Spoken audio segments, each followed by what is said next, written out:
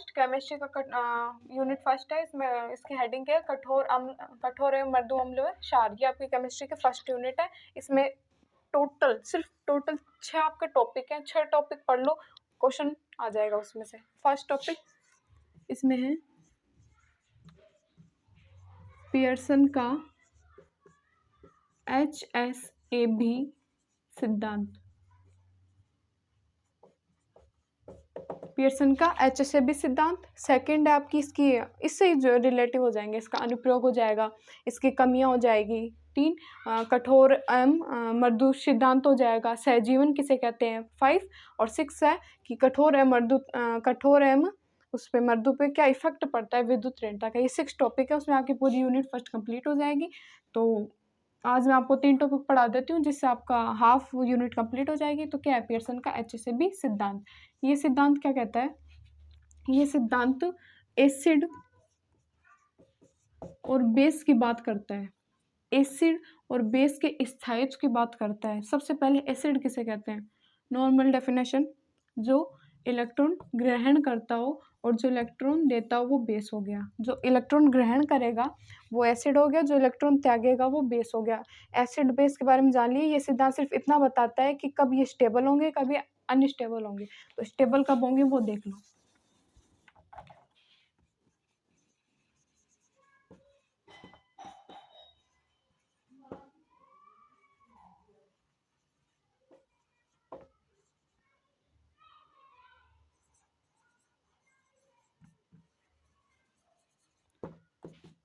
Soft acid और soft base. अगर hard acid और हार्ड बेस है तो आपका क्या बनेगा, स्टेबल बनेगा। और आपका सॉफ्ट एसिड और सॉफ्ट बेस है तो भी आपका क्या बनेगा, स्टेबल बनेगा। अब आप इसको एग्जांपल से समझो कि आपका बिहेवियर जैसा है ना, आप उसी बंदे को पसंद करो। मतलब ये हार्ड है तो ये हार्ड है, मतलब सेम सेम है ना। और ये सॉफ्ट है तो ये सॉफ्ट है। स्टेबल बना, स्टेबल बना। अब ये बताओ मेरे को, एक हार्ड एसिड ले लिया, ये ध्यान रखना कि हाँ एसिड बेस तो जरूर हो, हार्ड सेम हो और सॉफ्ट सेम हो, बट एसिड बेस तो जरूर हो, तभी आपका स्टेबल बनेगा। अब जैसे ले लो, हार्ड ले लिया आपने एसिड और सॉफ्ट ले लिया आपने बेस, तो क्या बनेगा, अनस्टेबल। क्यों बनेगा, क्योंकि एक हार्ड हो गया एक सॉफ्ट हो गया। या फिर ऐसा हो सकता है एक सॉफ्ट लो एक हार्ड लो, अनस्टेबल बनेगा। स्टेबल कब बनेगा, जब हार्ड हो और सॉफ्ट हो। तो ये कंडीशन है कि हार्ड और सॉफ्ट सेम हो तब स्टेबल होगा, अन्यथा अनस्टेबल होगा। तो पियर्सन का सिद्धांत क्या करता है, इनके स्थायित्व और अनस्थायित्व, मतलब स्टेबल और अनस्टेबल की बात करता है। जो आप समझ सके कि कब स्टेबल होगा कब अनस्टेबल होगा। आपको कोई रिएक्शन दे दी, ऐसे आ जाए कि अग्र दिशा में संभव होगी या नहीं, या फिर ये स्थायी है या नहीं। तो उसका सिर्फ एक ही है कि आप हार्ड देख लेना, सॉफ्ट देख लेना। अगर इन दोनों में से कुछ भी है तो स्टेबल, अगर नहीं है मतलब एक हार्ड हो गया एक सॉफ्ट हो गया तो अनस्टेबल हो जाएगी। इससे आपके काफ़ी सारे क्वेश्चन सॉल्व हो जाएंगे। तो जब भी आपके, अब मैं समझा देती हूँ इसमें नोट्स आपको इसका पार्ट 3 बनाऊंगी, उसमें उस पार्ट 3 में आपको नोट्स मिल जाएंगे, ठीक है। पियर्सन का HSAB सिद्धांत, ये सिद्धांत सबसे पहले स्थायित्व की बात करता है। सब आपको मटेरियल मिल जाएगा, मैं आपको समझा देती हूँ। तो इसके अंदर पियर्सन का HSAB सिद्धांत, सबसे पहले इसमें ये क्षार और ये अम्ल, पियर्सन का HSAB सिद्धांत। फिर अम्ल और क्षार। अम्ल भी कितने प्रकार के, 3, वो जो कठोर हैं, जो मृदु हैं और जो सीमांत रेखा वाले हैं। क्षार भी कौन से, जो कठोर हैं, जो मृदु हैं और जो सीमांत रेखा वाले हैं, ठीक है। तो कठोर कौन से, कठोर अम्ल। सबसे पहले आप चीज को पकड़ो कि कठोर कौन होगा,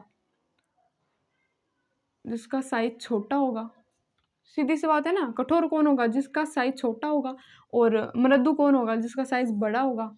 तो कठोर है, इसका मतलब आकार छोटा होगा। आकार क्या होगा इसका, आकार छोटा होगा। सेकंड चीज, फर्स्ट चीज आकार की पॉइंट है, इसमें लिख सकते हो। आपका कठोर अम्ल की डेफिनेशन बन जाएगी। बस पहले समझ लो इस चीज को कि कठोर है, रटो मत, इस चीज को समझो कि भाई कठोर है तो साइज क्या होगी आपकी, छोटी होगी। फिर ध्रुवणता, ध्रुवणता किसे कहते हैं, इलेक्ट्रॉन देने की क्षमता। तो कठोर है, आपको पता है कोई चीज़ कठोर है, इलेक्ट्रॉन बिल्कुल नहीं देगी। बट मृदु क्या होता है, साइज बड़ा है, देगा। तो इसकी ध्रुवणता इसकी अपेक्षा क्या होगी, कम ही होगी ना। तो कम ध्रुवणता, अब ध्रुवणता किसे कहते हैं, वैसे आपको कहूँ ध्रुवणता कम तो आप नहीं समझोगे, बट ध्रुवणता का मतलब आपने समझ लिया ना कि इलेक्ट्रॉन देने की क्षमता इसकी कम है। क्यों कम है, क्योंकि इसका साइज छोटा है।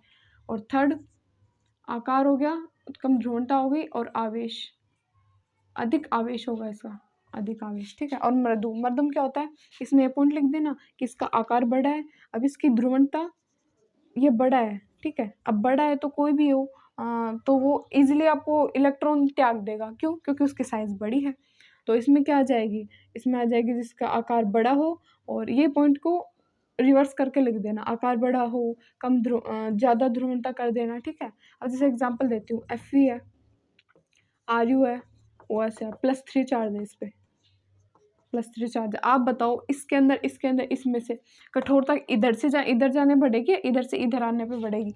Fe3+, Ru3+, OS3+, जब भी आप इधर आओगे तो आपकी कठोरता बढ़ेगी। अब इस चीज़ को रटो मत, समझो कि और सारणी में ये यूँ होते हैं, Fe, Ru, OS। ऊपर है, आपको पता है, और सारणी में ऊपर से नीचे जाओगे साइज क्या होगा, बढ़ेगा, और लेफ्ट टू राइट जाओगे साइज क्या होगा, डिक्रीज होगा, यानी कम होगा। तो FeRuOS कठोरता और आकार से भी आप कठोरता निकालनी है। कठोरता किससे निकाल सकते हो, साइज से। कठोर को कब होगा, जब उसकी साइज सबसे छोटी होगी। आकार में ऊपर से नीचे आओगे, Fe की साइज सबसे छोटी, इसका मतलब कठोरता इधर बढ़ेगी, इसकी कम और इसकी सबसे ज़्यादा। कठोरता का ये क्रम है, सबसे ज़्यादा कठोरता ये होगी, ठीक है। अब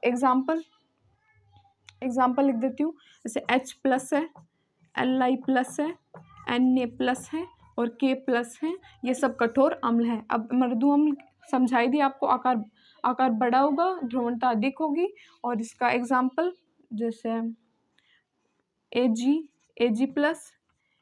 Au+, Cd2+, ठीक है, ये इसके एग्जाम्पल हो गए। अब सीमांत रेखा वाले में कुछ नहीं है, तो इसके और इसके बीच का हो, मतलब जो कठोर की तरह भी बिहेव करे और जो मृदु अम्ल की तरह भी बिहेव किए, वो क्या होगा, सीमांत रेखा वाला होगा। जैसे Fe2+, Ni2+, ठीक है, Fi2+, Ni2+, और Cu2+। अब इसके इन सबको बस समझ लो कॉन्सेप्ट से, और उसके बाद मैं आपको दे दूंगी नोट्स पर, ठीक है। तो पियर्सन का HCFB सिद्धांत, उसमें अम्ल में 3 पॉइंट हो गए, और क्षार के 3 पॉइंट हो जाएंगे। इसमें क्या होगा, कठोर है, ऑब्वियसली बात है, आकार तो छोटा ही होना है, इसमें भी आकार छोटा होना है।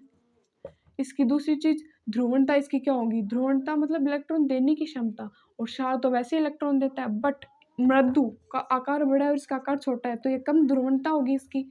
और इसकी विद्युत ऋणता क्या होगी, इसकी विद्युत ऋणता अधिक होगी। क्यों अधिक होगी, विद्युत ऋणता मतलब इलेक्ट्रॉन लेने की क्षमता। क्षार हमेशा, अब वो छोटा है साइज में, इलेक्ट्रॉन दे नहीं सकता, कम देगा, बट लेने की तो टेंडेंसी उसकी ज़्यादा होगी ना, इसलिए विद्युत ऋणता क्या होगी, अधिक होगी, और ध्रुवणता इसकी कम होगी, आकार इसका छोटा होगा। मृदु में क्या आ जाती है, आकार बड़ा होगा, इसका रिवर्स पॉइंट क्या हो जाएगा, ध्रुवणता इसमें ज़्यादा हो जाएगी, विद्युत ऋणता इसमें क्या हो जाएगी, कम हो जाएगी, ठीक है। ये पॉइंट हो गए। और सीमांत रेखा वाले कौन से होते हैं, जो इनके और इनके बीच के होते हैं। अब एग्जाम्पल लो, इसका एग्जाम्पल क्या है, F-Cl-, इसका एग्जाम्पल I-, और इसका एग्जाम्पल Br-, ठीक है। तो ये इसके क्या हो गए, एग्जाम्पल हो गए। अब पियर्सन का सिद्धांत कंप्लीट हो गया। क्या था, अम्ल और क्षार के इस साहित्य की बात कर रहा था वो, तो इस साहित्य में 3 पॉइंट ये लिख देना, 3 पॉइंट ये लिख देना। अब आपको अच्छे से नोट्स दे दूंगी, उसमें आप पढ़ लेना, वैसे आपको समझ आएगी, ठीक है। तो पियर्सन का HCFB सिद्धांत तो कंप्लीट हो गया। अब बचा है अपना सेकंड नंबर पे, क्या आते हैं, सहजीवन। सेकंड पॉइंट क्या है अपना, सहजीवन। सहजीवन, इस यूनिट की सबसे अच्छी बात क्या है, पियर्सन का सिद्धांत समझ लिया ना, मतलब सब समझ लिया। हार्ड, सॉफ्ट और स्थाई अनिस्थाई, इसके बाहर कुछ नहीं है इस यूनिट में। मतलब सब यही बात कहेंगे, थोड़ी लैंग्वेज अलग हो जाएगी, वैसे सब यही है। सहजीवन क्या कहता है, अगर कोई कठोर परमाणु किसी मृदु प्रतिस्थापी से जुड़ा हो ना, यदि कोई कठोर परमाणु मृदु प्रतिस्थापी से जुड़ा हो, तो इसकी कठोरता क्या हो जाएगी, कम हो जाएगी। अब दूसरा लो, कि अगर कोई मृदु परमाणु किसी कठोर प्रतिस्थापी से जुड़ा हो ना, यदि कोई मृदु परमाणु किसी कठोर प्रतिस्थापी से जुड़ा हो ना, तो इसकी मृदुता कम हो जाएगी। अब एग्जाम्पल लो, जैसे BF3 और BH3 है एग्जाम्पल। इसकी कठोरता अधिक है, क्वेश्चन आया, और इसकी कठोरता इसकी अपेक्षा अधिक है। किसकी अपेक्षा? BH3 की अपेक्षा। क्यों अधिक है? लॉजिक सहजीवन के कारण। और सहजीवन क्या है? यही है कि कठोर परमाणु से अगर मृदु प्रतिस्थापी जुड़ा होना हो तो उसकी कठोरता कम कर देगा, और मृदु प्रतिस्थापी के साथ कठोर प्रतिस्थापी जुड़ा हो तो इसकी मृदुता को कम कर देगा। एग्जाम्पल लो, जैसे BaF3 है। बी क्या होता है? सीमांत रेखा वाला है। ये कठोर भी हो सकता है और ये सॉफ्ट भी हो सकता है। ठीक है, क्यों हो सकता है? क्योंकि सीमांत रेखा वाला है, मतलब ये कठोर भी हो सकता है और सॉफ्ट भी हो सकता है। बट एफ आपको पता है कि एफ माइनस हमने कठोर क्षार में पढ़ा था, किसी में पढ़ा, बट कठोर है। ये क्या है? कठोर। ये कठोर है।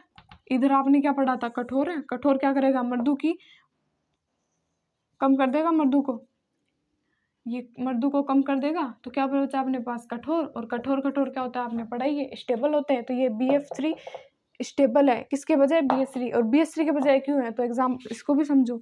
बी क्या है? बी हार्ड भी है और सॉफ्ट भी है। प्लस H माइनस क्या होता है? आपने पढ़ा होगा ना, H माइनस मृदु होता है। क्या होता है? मृदु। अब मृदु क्या है? अगर किसी कठोर परमाणु के साथ मृदु प्रतिस्थापी जुड़ा हो तो वो उसकी कठोरता को कम कर देगा। क्या जुड़ा अपने पास? मृदु प्रतिस्थापी इसकी कठोरता को कम कर देगा। कठोरता कम होती है, क्या बचा अपने पास? सॉफ्टनेस। तो सॉफ्ट और सॉफ्ट क्या बन गए? स्टेबल बन गए। ठीक है, तो इसका क्या है कि कठोरता इसकी अधिक है। क्यों? क्योंकि ये मृदु बन रहा है और ये कठोर बन रहा है, तो इसकी कठोरता अधिक है। ठीक है, तो सहजीवन की बस कठोरता और मृदुता यही थी कि अगर कठोर परमाणु मृदु प्रतिस्थापी से जुड़ा हो तो उसकी कठोरता कम, और मृदु प्रतिस्थापी की जगह कठोर जुड़ा हो तो उसकी मृदुता कम, ऐसे करके। ठीक है, पियर्सन का सिद्धांत हो गया, सहजीवनता हो गई। अब है कठोर एवं मृदुसार सिद्धांत। कठोर एवं मृदुसार सिद्धांत।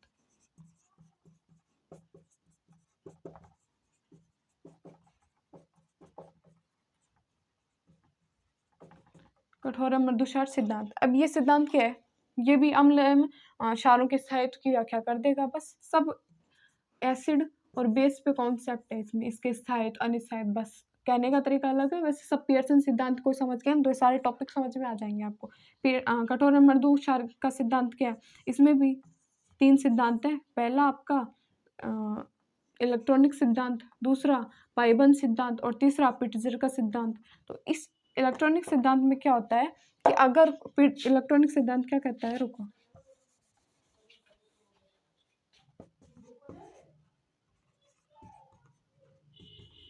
इसमें हार्ड और हार्ड के बीच में तो आयनिक बनेगा। आयनिक क्या बनेगा? आयनिक बॉन्ड बनेगा। और सॉफ्ट के बीच में आयनिक बन के ये सहसंयोजक बन जाएगा। कठोर है मृदु क्षार सिद्धांत, जब भी आपसे पूछा जाए इसमें तीन सिद्धांत आएंगे, इलेक्ट्रॉनिक, एक पाइबंद सिद्धांत और एक पिट्जर का सिद्धांत।